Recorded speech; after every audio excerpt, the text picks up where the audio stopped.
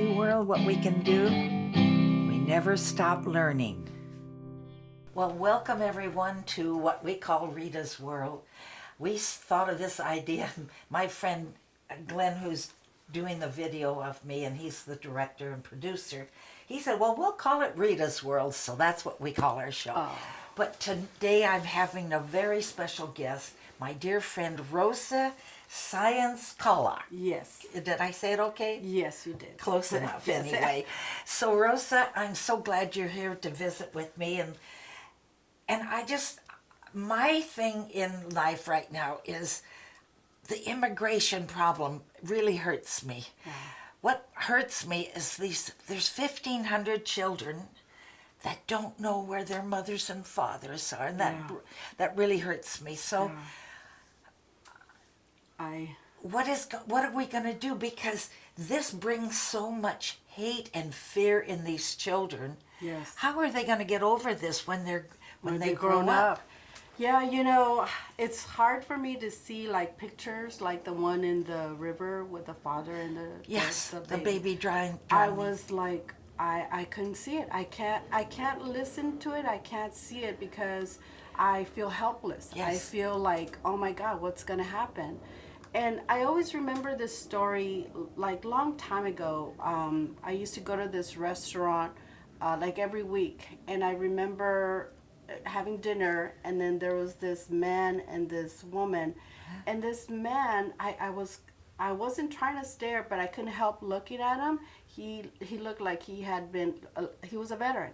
Uh-huh. And he seemed kind of young, and I thought like, oh my God, at one time this person was growing up. He went, he was going to have a normal life, but because he went to war, all of a sudden his whole life changed. This one instant, this thing that he went to, his life went the other way. And to me, the children, I see like, okay, this moment here, what's going to happen? How are they going to grow up? How are they going to feel like love, compassion, mercy when they grow up that way, not being with their parents? Who knows what's going on? Right. Who knows? It's scary to think about it. And the only thing that I hope is that maybe, because these children, these parents, they don't come here just because, I just want to come to the United States and, have a house. No, they came because their lives were threatened. Right. Their lives they left behind were way worse than having to travel all the way over here. Exactly. They were escaping. It's not like all of a sudden they made a choice. They were escaping. So I'm hoping that maybe because these children already have gone through that rough time, that maybe they can overcome whatever they're going through right now. With love. If people in this country give them love. Sure, they've been hurt. Yes. But they can come out of it because they're young. Yes. And we'll hear stories like later when they're growing up, whether here or in Mexico or where other countries where they came from, we'll hear like what they went through. And I'm hoping that whatever place they are, there are some people that have compassion, that have mercy, that will help them, because the stories that I hear, what's happening, it scares me. But I refuse to think that that's just the only thing that's happening. Exactly. Because here in the United States, we don't work like that. We don't do that 90% of the people in this United States and the world, I feel, are good people. Yes. They want good for their children, for their husbands, their wives, everybody. Yes. It's so simple. It is so simple to get along. And you know what? Open your heart, everybody. I love that you're doing this, because to me it's very important, or like the most important thing is that with hate, you don't learn anything. No. You don't grow. Things never turn out any good with hate. Mm-hmm. But with love, it's like with love, there's so much more that comes out of it. Life flows Yes, with love. yes. And hate stops everything. And it gives people high blood pressure. They're Yeah. angry Yeah. inside. Yeah. It's not a happy And, way. and it hurts mainly you. Yes, it hurts mainly the you. person. Yeah. Absolutely. So to me, I'm so glad that you're doing this, because I do love that. I always love that, because I always want to understand, like, why is he doing that? That's not even a solution. That's not even helping. That's not even going to it's not going to get better. There's other ways. There's other methods that you can do besides that. Right. So I don't understand it. I really don't Well, understand it. my father taught me years ago, them that don't work don't eat. Well, I want to tell you something. I work I was a waitress too. I work now as a wallpaper hanger, and I work for companies, and there's the Mexicans in there working, doing the construction. You know who are the nicest people to work for when I do all the work? The Mexicans. They're most loving. They say, "Oh, mamacita, I carry the water," because sometimes there's no water. The water's turned off. You're doing remodeling, and I have to carry buckets of water to keep the wallpaper clean. Right? Mamacita, I carry the water. Oh no, yes, I do. Yeah. See what I mean? Yeah. They are always so kind, and I helpful. love them for that. Yeah. And when they come to this country, they don't want a free ride. They work in the fields. Now, how many I don't know too many young American boys that want to go out and bend over all day and pick strawberries or whatever they're picking. Do you know? No. I was listening to Linda Chavez. She worked for the Reagan administration. But I've been working for 13 years at this company, a wire and cable company. And prior to that, I went to an agency so they could find me a job, right? Right. And this agency was telling me that Mexicans, Hispanics she goes, they're the most loyal to work. Because I'd rather send someone like, Hispanic, because they're going to do the work. They're going to be there every day. And it's just, I don't... With a smile. They sing. They sing. I love it. They put their little music on and they're working, but they're singing. They're happy people. Because you know what? This country, that's what you want to do. You want to have... you come here because you want the best for yourselves. Right. I don't blame anybody for doing that. No. I don't, that's what everybody wants to do. You want to reach somewhere where you could have the best life for you and for your family, especially for your children. So to me, it's there is solutions for to have work visas and come here and everything to solve that problem. Absolutely. But I don't know who it is. There's some kind of like It'll happen. There's somebody pulling that negative hate. They're the enemy. They're the problem. They're causing you the problems for all this. Right. That's what But if you really believe that in your heart, I guess you can't change that mind. But if you really want to know, like the immigrant story, you're gonna find that they've been very beneficial to this country, because Absolutely. when you really look at the facts and stories, it's helped this country. For example, they're saying right now that a lot of the immigrants that came to work here and used a different social security number, well, they paid into Social Security and Medicare, and it's in the billions, and that money is there helping, like, the retirement for me and retirement for a lot of people. Right. So if they really want the information to know the facts, it's there. It's there. It's there. But if you don't, if you have that already made up in your mind that they're the enemy, you're never going to get that hate out of you. Maybe someone who, is trying really hard to instill that bad information about like who the enemy is, and then here's some people that already made up their mind, but others that they, they're like wondering, like, is it really? Is Rosa. it really? They're the ones who are like running our budget, or they're running rampant, committing crimes. Like, you're wondering, like, who and why. I don't know who. Do you? Well, in my heart, I know that everybody knows what's right and they know what's wrong. Mm-hmm. Everybody knows that. But we pretend like we don't, maybe. But in their gut, they know. Yeah. Everybody. And so it's people who inspire each other and give them a hand and say, let me teach you, or I'll help you, or I have an extra room in my house and I'll give you a good rate. But I want to make sure you go to work and that you become part of our society. Not to take, but to give and take. That's what I want to see, this society. We give and we take. To me, it's like, I want to find out, like, why is it so, why are they pushing this thing about the immigrant or the other, that they're the enemy? Why is it? Why? To me, it's like, either whoever it is, whatever it is, I don't know, maybe they have some kind of agenda. Well, they're insecure themselves. Because if you love yourself, Rosa, if you really feel good in your skin and you go down and you're happy and you walk down and you say hello to people, how could you have hate for anybody? Yeah.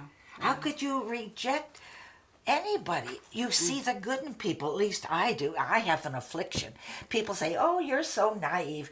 No, I'm almost 84 years old, and I wouldn't take a thing back. All the people I've helped in my life, I would do it over and over and over again because I'm happy. I sleep at night. I've never taken a sleeping pill in my life. I work. I'm a worker bee, and I do everything with love and enthusiasm. And see how much that is so rewarding. Yeah. So much better. Because with hate, you can't sleep. Yeah. You're like, even after a while, your voice, your face, I mean, everything just turns, I don't know. I mean, I guess so.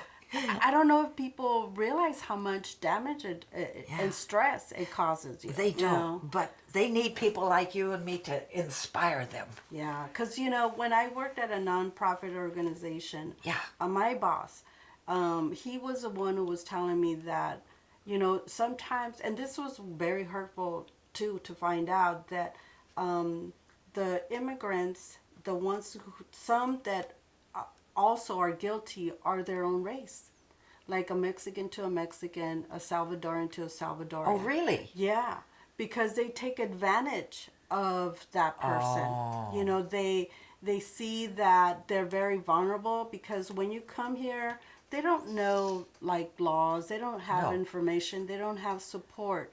So someone that is close to them, for example, the notarios. There's a law now that, some of these, like, immigration documents, they cannot be signed by notario. Notario is like a notary.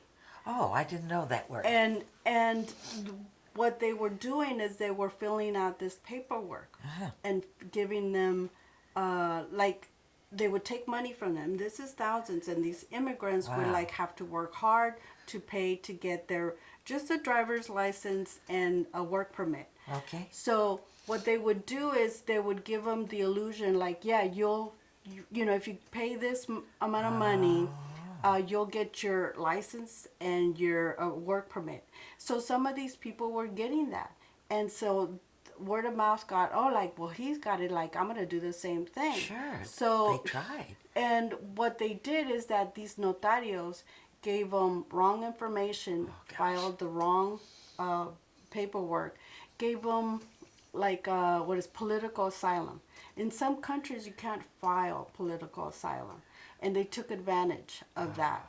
So now they could never, get their residency. Now they could never get legal. Really? Yes. And my boss, when I worked there, he found out about this family that they paid like $5,000 to this person. Well, he And then the family didn't want to go to the police and report it because they were scared. Scared, of course. Because they're scared that they were going to get deported. Right. So my boss helped, convince this family, let's go report it. So that notary and that notary's lawyer, they had to get a lawyer so they don't go to jail. Because my ex-boss helped that family to do a police report and get their money back and also help them through the process and get their residency. I bet you were so proud of your boss. Yes, I was really happy when he told me that story because, he's not a lawyer. He wasn't a lawyer. But he followed his heart. Yes. He knew it was wrong. Yeah. And everybody knows when it's wrong. It's so simple. Yep. Yeah. So, oh, goodness. So I love those stories, but it is very, I don't know, it's heartbreaking to know that, that they're being taken advantage by sometimes their own race. Now, Rosa, I hear that you helped a girl, a lady who was helping babysit your children or get them from school or something. You helped a young lady get her green card or something. Yes. How did that happen? I was working at the nonprofit organization. Her and her father came in, and I was working at the front office doing translating immigration law. Uh-huh. And she came in with her dad because her dad had filed to become a naturalized citizen. Okay. And he had failed twice already. He was already, I think, in like his 60s, somewhere around there. Yeah. And he needed to become a citizen because he had petitioned his kids to come to this country legally. And if he became a naturalized citizen, they would get here faster. They would get their visas and their residency faster. That's how the law was. Sure. So my boss had a reputation that if you did your application there, you would pass. Because he developed this program where like he had someone volunteered to buy this book that has 100 questions when you go to this test to become a naturalized citizen. It's a story of the United States. Like, what are the colors of the American flag? Who was the 16th president? Things like that. Right. So they have to answer at least 10 questions, but they have to learn 100 of these questions. Right. And so they learn the history of the United States. So he would prepare them, but they would go there and study with someone that, was volunteered. And it was great. Everyone that he did an application for passed the immigration to become citizen. So that's why she brought them there. And, for her coming, all the time, filling out the paperwork and everything, she was very nice, just very nice. I liked her, right away. Because and she's of the young. way. How old is she now? She's she just turned like 40. Oh, now? 40, yeah. But when she applied, how old was she? When her dad petitioned, 96. She was, I think, like 19 or something. Like a young girl. A young girl. Okay. She waited 22 years to do it legally. Oh, my. You give me goosebumps. 22 years. That's wonderful. Yeah. Oh. But you know what? That's a long time. Oh, of course it is. It's too long. When they say, like, why can't they do it legally? Why can't they do it, like everybody else does? That's why, because they can't. It's like you're waiting 22 years while you're you're going through whatever you are going through in the country. You're having to escape, but then the wait is 20-some years. Yes. And still, her dad becoming a naturalized citizen, it didn't help. Because didn't help her. Every year they would switch change the law. Of course. They'd have to wait another 2 years, another 5 years. Because and the waiting in line would go back, whatever years, back and forth. So, yeah, I helped her. Once it was her turn, I helped sponsor her. You did? Oh, that's what I wanted to hear. Yeah. See, you helped. Did it take anything from you? Tell me, Rosa, did you suffer anything from helping this woman? No. No. No, not at all. It made you feel good in your heart, didn't it? Yes. We were so happy that finally, because that was in 2006 Yeah. when she came in. Probably, no, I would say 2005 because Okay. I had worked there for almost 4 years. So she, from 2005 up until now, and she already had, her dad already had petitioned her like 10 years prior. So can you imagine all that time waiting and waiting? And all she wanted to do was have a better life. They don't take any, and even if like a lot of people think that you can take like services, you know, for free. And I understand there's maybe some, but you cannot get any services like, you know, from the government. Because if you do, then you can't become a resident. And you can't become a naturalized citizen. But and why would they want those services if they're healthy? They don't want a free ride. They want to hold their head high and work and say, "I'm proud. Look at my credit score is this, and I pay my bills on time." All they want is an opportunity. That's Exactly. all they ask And to for be is an treated with love and be equal citizens. Yeah. And you know what? Respect, because I always think like respect is first. Of course. Because if you respect somebody, you love that person. Okay, I like that. You Respect know, first. I think that's right. You Because- can't love them, but you got to first respect them. Okay. Yeah, I because agree. when you love, you cannot love. To me, you can't love somebody that you can't respect. Okay. It's hard. So to me, it's respect first, and when you have that respect for that person, you love them. Right. And all they want is just an opportunity, and they don't where they come from, like their word of mouth is everything to them. If they say they're gonna do this, that's their word. The word Exactly. means everything to them. It does, yeah. So to me, that's a very, I would think like something that you'd want someone here, like, because we always say like, you know, the United States is the best. Well, I think the reason why the United States is the best is because it brings all these like cultures and people and beliefs and food and so many things here that's why it's great. Exactly. That's why, you know, like that's why to me we're the ones who set the example for everybody. I love it. Thank you, Rosa, for that. That's beautiful. Now, so how are we going to this day, there's 1,500 young people that do not know where their mothers and fathers are. We have to find a way. This is... Right now, I don't think that I hope somebody, you know, behind the scenes are doing something. I hope they are. Maybe even the people that are detaining them like there. taking photographs of these children and then putting them out, maybe on the airwaves, so the mothers and fathers, that's my baby, that's my little boy, that's my girl. I don't know. There was this clip that I think he was a toddler when they took the baby away from the mother, and when they finally put them together, the toddler didn't want to be with that mother. Wow. The baby, well, toddler now, was like, didn't want to be around. And the mother, it hurt me so much because the mother was crying. It's like, you know, what happened to my baby? What happened? He doesn't want to be with his own mom. Yes. Like, that is the most, like, that baby was like, I don't know, like a zombie. A zombie. Like no emotion, no, like, oh, mom's here, and like you hug your mom so much and cry so much you can't believe that you're finally together.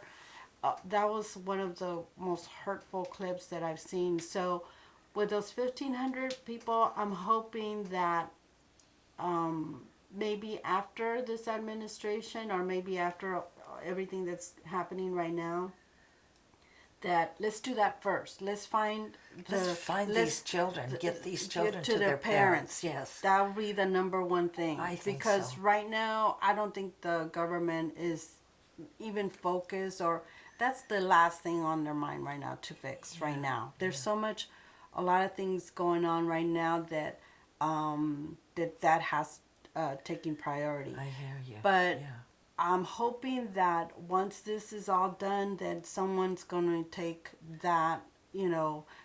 I mean, I've been wanting to work as a paralegal in immigration to do that. Oh, good. And that would be like, I would love to work in a place like that and find, all the children's their parents and match them up. A wonderful thing. Because it's not going to happen pretty soon. How did you come to this country, Rosa? Me, I have aunts and uncles who are Sponsored from here. you. Yeah. Good. They had petition and did visas for us. So my mom and because there's 10 of us. Wow. Actually 11, but one a little brother died when he was 6 months old. So we're 10 of us, and it was just the mom and the youngest one, and I happened to be one of the youngest ones. Wow. It was Betty's the baby, Terry, Alfred, and then me. So we came first. They petitioned for us. And what city where did you come from? Chihuahua. Okay. That's one of like the biggest states in Mexico. Oh, I had a Chihuahua dog that I Yeah. loved. And I had that little dog for 17 years. He slept right here by my side every night. Yeah, they love their owners. Yeah, they're very loyal. Yes, because my sister had one, and every time we try to get close to her, it's like, no, get close to. Yeah, they're very protective. Yeah, and it's funny because in Chihuahua, we don't ever. I mean, we didn't know about the Chihuahua dogs. You didn't know about that until here. Yeah. Isn't that funny? That is interesting. Yeah. That's very interesting. Yeah. Okay, so I'm happy that you are now. Right now, you're working as a. I'm working in accounting with a wire and cable company. Wow, you have to have some gray matter up here to do that. Well, what I love about it, because I don't love like numbers. I love more like helping people. I think I learned that from my mom. Okay. And my aunt. My aunt was one of those notarios, the good notarios, long time ago, that she helped a lot of people, fill out their paperwork. And I think part of that, I got it from her. Sure, it rubbed off. You saw this when you were a little girl. And then, but my mom, for helping people, that was her. That was her. Huh? Yeah, she was the most unselfish, most like beautiful, loving person. Like everything, living here and coming to a different country, like people have no idea what it's like. No. But when you have a mother, like how we had a mother, that helped us overcome all that. Right. It's a big shock. It's a big difference. You come totally. I remember walking to the stores, like the market stores, and like looking at all the food, how all the milk was all like lined up, and just the food, just the markets were so different, and I was just like, oh my God, that is, I've never experienced that. Sure. And so many things like that, but also too, you go through so many other, things like, I remember one time taking my mom to like a store up in Studio City, like. She loves sewing, so we went and bought some fabrics and stuff like that, and I was taking her around, and I would go with her because I was a translator. So we were shopping for stuff for her sewing, and I remember somebody following us, and I go, okay. They didn't ask like if you need help or anything. They just were kind of following us. So then when we got ready to pay, I wrote a check to pay, and they were like, they had me there. They were asking all this information, and you give your driver's license and all that, and then that was it. But they were having to ask more information, and then I just thought that it was exaggerated. And then so they finally, okayed the check and everything, and we left the store. And I remember the manager coming out and writing the paper, like the license plate on my car. And it's like, why? And like, later, much later, it's like, they probably thought we were gonna steal. They probably thought that check was fake. And they needed all this information. Like, why? Yeah. What is it that I did to make you think that way? Because to make you do that way? This poor man is so full of prejudice and hate, and he can't. Well, that's just my opinion. Yeah. I don't know, but and that was crazy. like one, an experience that, and it's like minor compared to other people that go through that. It's very minor. But I just never forgot it, But it's not fair and it's not right. But what helped is that having my mom be so loving. So how did she handle that? She, she just she was asking me, why are they asking all this information? I said, Mom, that's what they have to do. So I didn't, later, I never told her this story or anything like that. I just tried to calm her down. And then she didn't understand, but I, having someone like my mom, it always helps. And maybe that's what these children will learn, because the love of the mother is everything. Right. Having that support, having that security, having that love, no matter what, that always helps to overcome things. Or whoever they are with now, even. Let's hope wherever these poor children are. I know that let's someone hope that has compassion and gives them love and patience and teaches them. Oh. Yeah, I know. Sometimes when you start thinking about it, it's like, can you believe that that's going on here in the United States? No. I always hear about this kind of stuff in other countries, in other places, but this is the United States. We're the land much of the better free than that. and the home of the brave and all this and that. Well, we're much better, and let's just hope it's gonna be better. It's gonna get better. I believe. I'm optimistic. Yeah, me too. It'll get better. Yeah. Yeah. That was well, great. thank you for inviting me. Oh, Rosa, it's my pleasure. I really appreciate you doing this. It's a great idea. Oh, a good. Great idea. You make me happy.